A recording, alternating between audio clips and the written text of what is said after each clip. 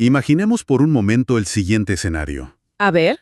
Hay que construir una sociedad humana desde cero. Literalmente desde los cimientos. Un grupo enorme de personas acaba de escapar de siglos de opresión, están en medio del desierto y necesitan reglas. Claro, reglas para no destruirse entre ellos mismos. Exacto. Tienen los grandes y majestuosos principios morales, cosas imponentes como los 10 mandamientos. Como el famoso no matarás o el no robarás. Sí, y todo eso suena perfecto, digamos, en la cima de la montaña. Pero luego amanece, la gente sale de sus tiendas y ocurre la vida real. Y la vida real siempre es complicada. Totalmente. O sea, ¿cómo se traduce ese gran principio moral de no robar cuando el buey de un vecino aplasta la cerca del otro? Ajá. ¿O cómo se aplica el no matarás cuando hay una pelea callejera que termina en una tragedia espantosa? Es un desafío enorme. Esa es precisamente crisis de una civilización emergente. Y por eso hoy vamos a diseccionar un texto antiguo. Vamos a sumergirnos en el capítulo 21 del libro del Éxodo, en su versión Reina Valera. Que marca el inicio de lo que los estudiosos llaman el libro del pacto. Justamente, la misión de esta inmersión de hoy es descubrir cómo unas leyes milenarias sobre ciervos, pozos abiertos y bueyes problemáticos esconden en realidad los cimientos de los derechos humanos modernos y la responsabilidad civil. Si conectamos esto con un panorama más amplio, lo que estamos viendo en este texto es la fricción entre lo divino y, digamos, el polvo del camino. Qué buena forma de ponerlo. Es que la nación de Israel acaba de ser liberada de una esclavitud brutal en Egipto. Un sistema donde, el ser humano era básicamente maquinaria desechable. Ahora el desafío no es solo tener un pacto espiritual etéreo, sino establecer una jurisprudencia real. Una que funcione en el día a día. Exacto, donde esa misma gracia y justicia se reflejen en la forma en que tratan a las personas más vulnerables. El texto intenta forzar un cambio de paradigma monumental en el antiguo Cercano Oriente. La idea de que la justicia debe ser sumamente práctica. Y accesible para todos, sí. Pero espera, porque aquí hay un problema fundamental con esa idea de liberación. Al revisar las fuentes, lo primero que salta a la vista es algo que choca muchísimo. ¿Te refieres a la primera sección del código? Sí. La primera sección regula cómo comprar y tratar a los siervos hebreos. Y es incomprensible leer esto con una mirada moderna. Claro, porque uno piensa, acaban de salir de la esclavitud. Exactamente, si acaban de salir de 400 años de esclavitud deshumanizante. ¿Por qué el primer conjunto de leyes civiles no prohíbe la servidumbre de golpe? Es una aparente contradicción muy fuerte. Parece una locura, una contradicción brutal con todo ese discurso de libertad que traían. Y choca frontalmente con la sensibilidad actual, porque cuando quienes nos escuchan oyen la palabra servidumbre, inmediatamente piensan en la trata transatlántica de personas. O en los horrores que ellos mismos sufrieron bajo el faraón. Exacto, una esclavitud racial, perpetua y basada en el secuestro. Pero lo fascinante aquí es que la servidumbre descrita en este código operaba de una manera muy distinta. ¿Cómo funcionaba entonces? Operaba como un mecanismo de supervivencia económica en una sociedad agraria de la Edad del Bronce. Hay que entender el contexto. No existían las redes de seguridad social, ni seguros de desempleo, claro. Ni tribunales de quiebra, nada de eso. Si una persona perdía sus tierras por una mala cosecha y acumulaba deudas inasumibles, la única alternativa a morir de hambre era vender su fuerza laboral por adelantado. Bueno, vamos a desglosar esto, porque entonces no estamos hablando de cacería de esclavos. No, para nada. Estamos hablando de algo que se parece más a una ley de bancarrota extrema. O sea, una persona entra en quiebra total y se somete a un contrato de trabajo forzado para liquidar la deuda. Esa es la analogía perfecta.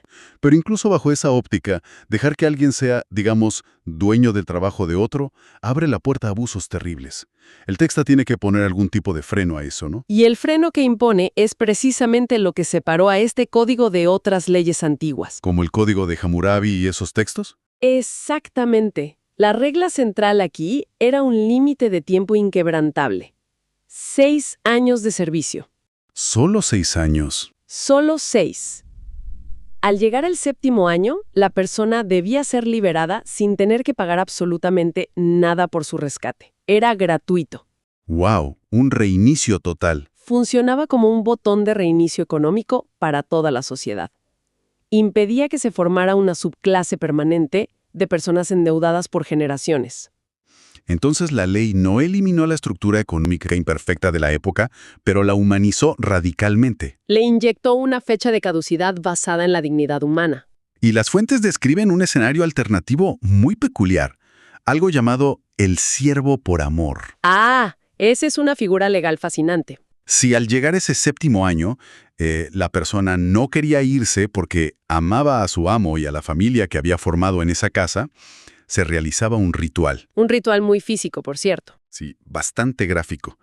Llevaban a la persona ante los jueces y el amo le perforaba la oreja contra la puerta de la casa con una lesna, un punzón. Sí. Es una imagen intensa. Marcar a alguien de por vida en la puerta de una casa. Yo como lector moderno quedo un poco impactado. Y tiene sentido que te impacte.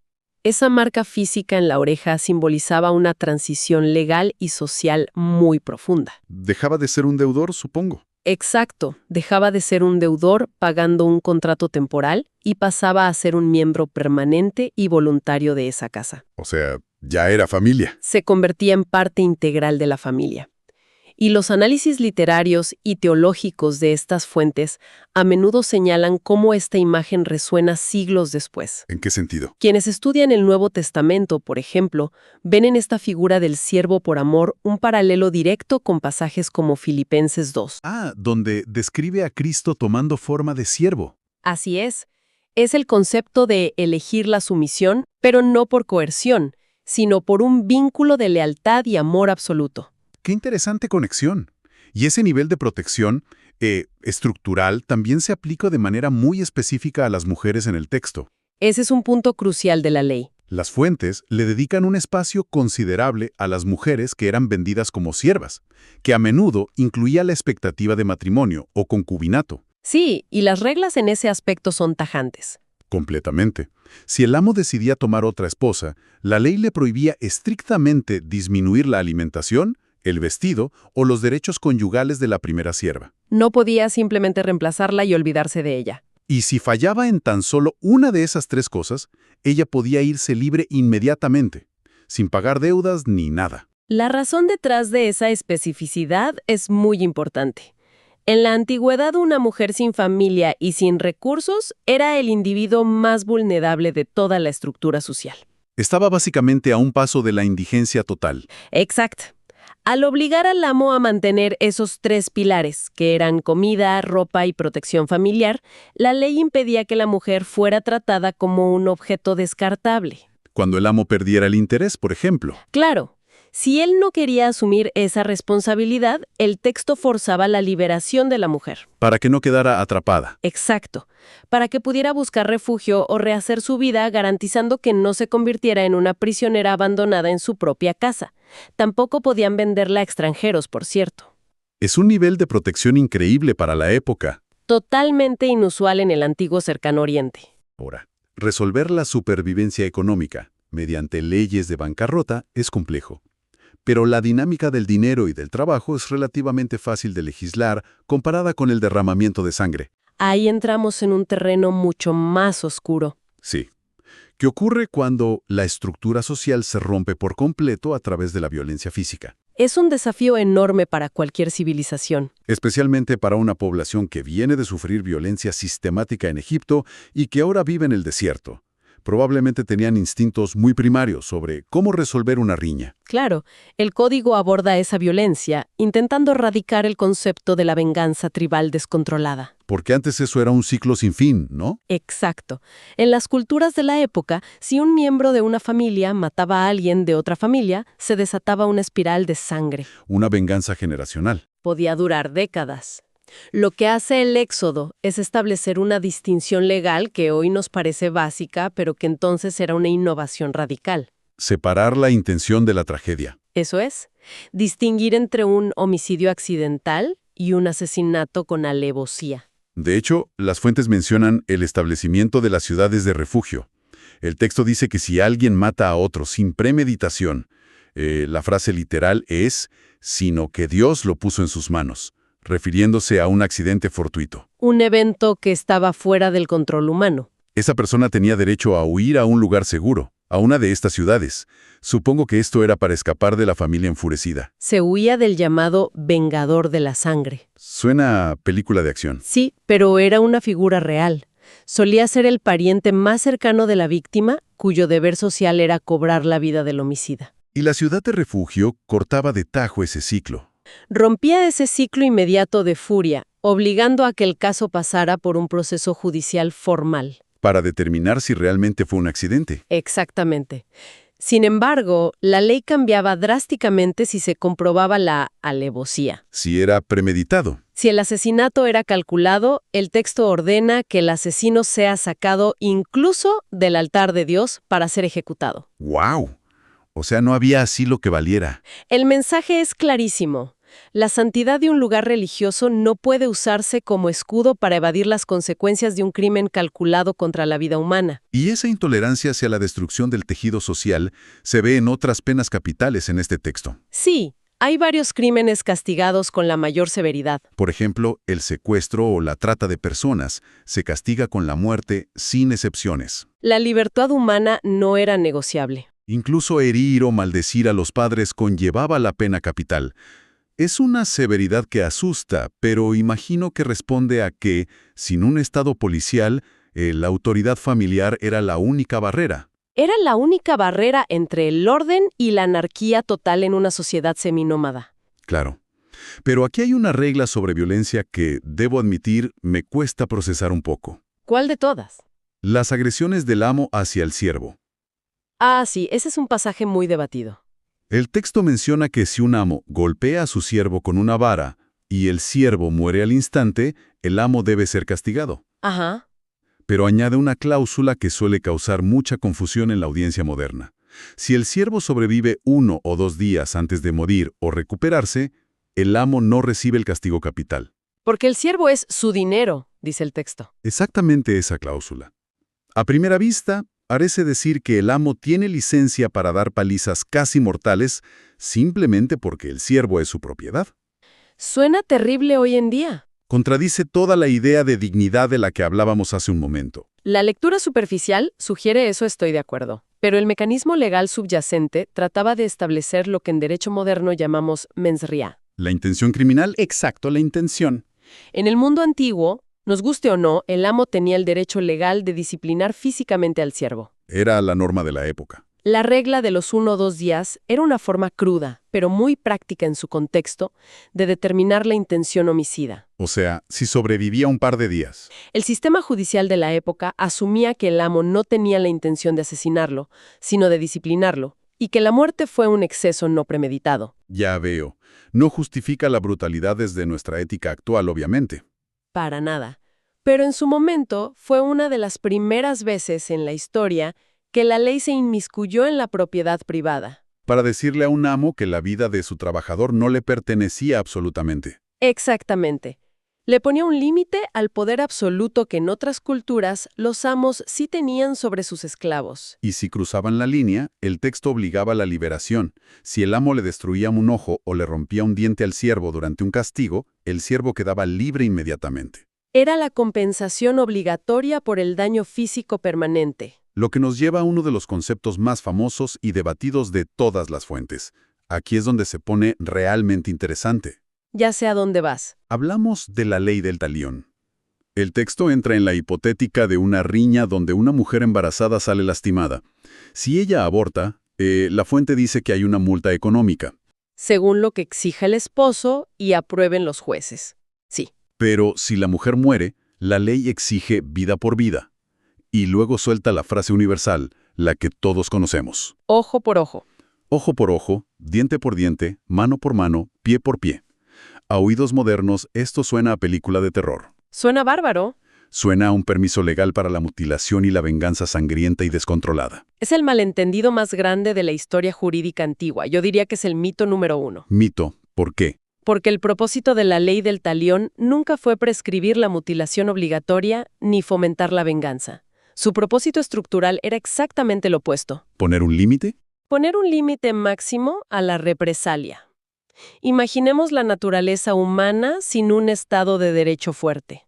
Un caos. Si a una persona le rompen un diente en una disputa, su instinto no se conforma con devolver un golpe igual. El instinto humano busca destruir al agresor. Causarle un daño 10 veces mayor para asegurar el dominio. Claro. O sea, si me rompes el brazo, yo te quemo la casa y acabo con tu rebaño. Esa es la escalada natural del conflicto humano. Y ahí entra el ojo por ojo. El ojo por ojo interviene ahí como un freno de emergencia legal. Establece el principio de proporcionalidad estricta. Le dice a la víctima que se calme. Le dice a la víctima y a los jueces que la compensación exigida no puede, bajo ninguna circunstancia, superar el daño original. Un diente vale un diente. Y no vale una vida. Históricamente, en el antiguo Israel, este principio casi siempre se traducía en compensaciones económicas proporcionales al daño, no en amputaciones literales. Aseguraba que la justicia fuera equilibrada y no impulsada por la rabia del ofendido. Una justicia ciega y proporcional. Entonces, ¿qué significa todo esto? Si golpear a alguien tiene un límite estricto de castigo y compensación, ¿qué pasa cuando ni siquiera tocaste a la persona? Cuando el daño es indirecto. Exacto. ¿Qué pasa cuando tu negligencia causó el desastre? Esto significa que las fuentes nos llevan de la justicia penal directa al nacimiento de la responsabilidad civil. Y al manejo de riesgo. Sí. Y el texto usa un ejemplo brillante, que a mí me parece fascinante. El caso del buey que acornea. El famoso buey. Es el equivalente antiguo a un vehículo pesado o, digamos, maquinaria agrícola peligrosa. Y el texto plantea dos escenarios muy distintos. Así es. Primer escenario. Un buey acornea y mata a una persona sin previo aviso. Nunca lo había hecho. ¿Qué pasa ahí? La ley dicta que el animal debe ser apedreado, mostrando que la sangre humana mancha incluso a los animales.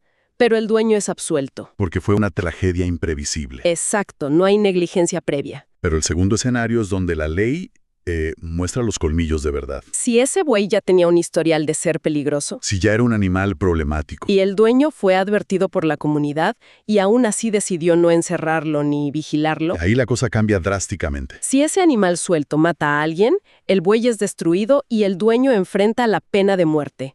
O bueno, el pago de un rescate exorbitante por su propia vida. Es llevar la responsabilidad al máximo nivel imaginable en esa época. Es increíble. La diferencia legal entre un accidente inevitable y la negligencia temeraria queda establecida hace milenios en este texto. El dueño no empuña un arma. No, pero su inacción egoísta resultó en la pérdida de una vida humana, y la ley lo trata como a un homicida. Es un peso tremendo. Y las fuentes también añaden un detalle que conecta con la historia posterior, y creo que te va a gustar. A ver. Si este buey negligente mataba a un ciervo, el dueño debía pagar una multa fija, 30 siclos de plata, al amo del ciervo, además de perder al animal. 30 siclos de plata. ¡Wow! Sí. Ese número tiene un peso histórico innegable para cualquiera que conozca la tradición judeocristiana. Totalmente. Para quienes estudian la intersección entre estos textos antiguos y la literatura del Nuevo Testamento, esa es exactamente la cifra que, siglos más tarde, el Evangelio de Mateo registra. El pago que recibió Judas. Exacto, el pago por traicionar a Jesús de Nazaret. Desde un análisis literario, es fascinante cómo los textos posteriores utilizan el precio legal de un esclavo muerto por negligencia para ilustrar el valor que se le dio a la vida de su líder. Es un eco literario profundo. Subraya el tema de la desvalorización extrema y la restitución. Una conexión increíble. Y esta idea de responsabilidad civil por negligencia se extiende en el texto a la propiedad estática también, no solo a los animales. ¿Cómo qué? Las fuentes mencionan el caso de abrir o cavar un pozo y dejarlo destapado. Ah, el pozo abierto. Si el animal de un vecino cae en ese pozo y muere, el dueño del pozo tiene que pagar el valor íntegro del animal. Aunque, bueno, él se queda con la bestia muerta. Me encanta ese ejemplo porque destruye por completo la excusa moderna de «yo no le hice nada a tu animal, se cayó solo». Exacto. La culpa es de la gravedad. No. Claro, no es solo un accidente, es negligencia armada. Es el equivalente antiguo a dejar una excavadora encendida e inestable en medio de un parque público. O tener un perro genéticamente agresivo suelto en la calle sin correa. Exactamente. El texto dice, tú creaste el riesgo, tú asumes el costo del desastre. Esto plantea una pregunta importante sobre el objetivo final de un sistema legal. ¿A qué te refieres? El código que estamos analizando demanda que la justicia no se detenga simplemente en el castigo punitivo del infractor. No es solo castigar por castigar. El enfoque primordial es la restitución de la víctima. Cuando se trata de daños entre animales o propiedades, la meta siempre es restaurar a la persona afectada a su estado original. compensando la pérdida económica de manera proporcional. Sí, mostrando que la seguridad pública y la restauración financiera del perjudicado son la prioridad absoluta del legislador en este pacto. ¿Qué recorrido tan intenso a través de la historia legal hemos dado hoy? Ha sido un viaje revelador. Para ir cerrando, hagamos una síntesis rápida de lo que hemos desenterrado de estas fuentes. Comenzamos cuestionando leyes sobre sirvientes y orejas perforadas. Y descubrimos que en realidad eran sistemas de bancarrota con límites humanitarios inquebrantables. Pasamos por la severidad frente al secuestro y entendimos cómo el ojo por ojo en realidad fue un freno revolucionario contra la venganza sangrienta. Un límite a la represalia desproporcionada. Y terminamos viendo cómo un buey peligroso o un pozo destapado sentaron las bases modernas de la responsabilidad civil y la negligencia. Es un texto sumamente adelantado a su tiempo. En el fondo, ese capítulo del Éxodo revela un esfuerzo gigantesco por estructurar una sociedad que respete la vida y exija responsabilidad personal absoluta. Y yo añadiría que, aunque el contexto agrícola del antiguo Cercano Oriente haya desaparecido, las dinámicas de poder humano siguen intactas hoy en día. Totalmente de acuerdo. Ya no lidiamos con bueyes sueltos en las calles de nuestras ciudades, pero seguimos debatiendo cómo proteger a las poblaciones vulnerables de la explotación económica. Las deudas inasumibles siguen existiendo. Seguimos lidiando con la proporcionalidad en la justicia penal y con los desastres causados por la negligencia corporativa o individual. Es el mismo problema con diferente tecnología. Exacto. Los principios de proteger al débil, limitar la represalia y exigir restitución siguen siendo el estándar mediante el cual medimos la salud ética de cualquier civilización actual. Y eso nos devuelve al escenario con el que empezamos esta inmersión. A esa sociedad en el desierto. Imaginemos nuevamente a esa gente construyéndose desde cero. Lograron diseñar un código civil rudimentario que, con todas sus asperezas de la Edad del Bronce, intentaba institucionalizar la dignidad humana. Por encima de la acumulación de poder. Y imponer frenos estrictos a la venganza.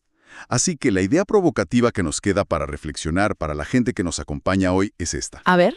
Al comparar ese intento antiguo con nuestros propios sistemas legales del siglo XXI, con toda nuestra tecnología, tribunales y sofisticación, ¿qué código prioriza realmente la restauración de las personas? Es una pregunta difícil. ¿Nuestras leyes modernas están diseñadas genuinamente para restituir la dignidad humana y proteger al más vulnerable frente a la negligencia? ¿O simplemente hemos creado sistemas más complejos para proteger el capital y la propiedad privada por encima de la vida misma? Un pensamiento profundo para llevarse y analizar nuestro propio entorno. Exactamente. Hay mucho que pensar.